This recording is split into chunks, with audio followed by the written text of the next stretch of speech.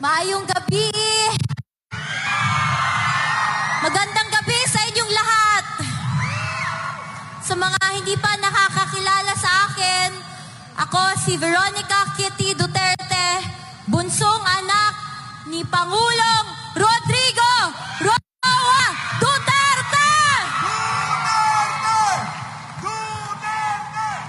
Unang-una, gusto kong magpasalamat sa lahat ng dumalo ngayong gabi. Salamat sa walang sawang pagmamahal at pagsuporta nyo kay PRRD, sa amin na pamilya niya at sa Duterte.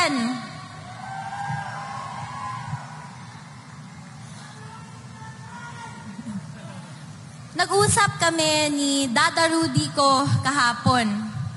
Sabi niya sa akin, ay sobrang proud siya sa akin at ipagpatuloy ko lang daw ito. Binigyang diin niya rin na mahalin ko daw kayo kagaya ng pagmamahal niya sa inyo. Bata pa ako, 21 pa lang ako, at ayaw ko talaga sanang makisali.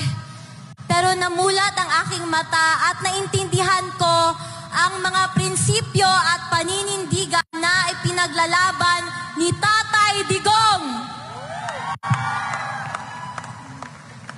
Mahal niya ang bayan niya ng higit pa sa amin na pamilya niya. May kasabihan na the only thing necessary for evil to triumph is for good men to do nothing.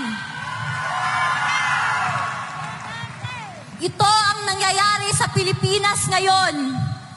Walang tumatayo para ipaglaban kung anong tama.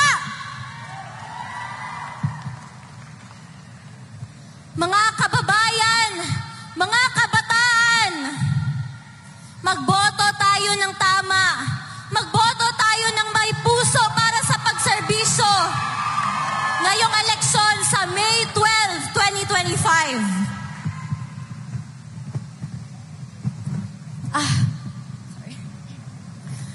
Suportahan natin ang Duterte o PDP senatorial slate.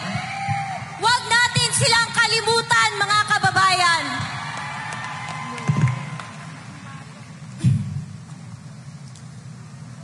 Muli kong iaabot ang bilin ni Tatay Digong para sa bawat Pilipino. Sinabi niya ito sa akin. Do good. Fight for your country and fight for what is right. Sabi niya, huwag kayong mag-alala because this is not forever. God will intervene. And He sends His love to all the Filipino people. Daghang salamat! Maraming salamat!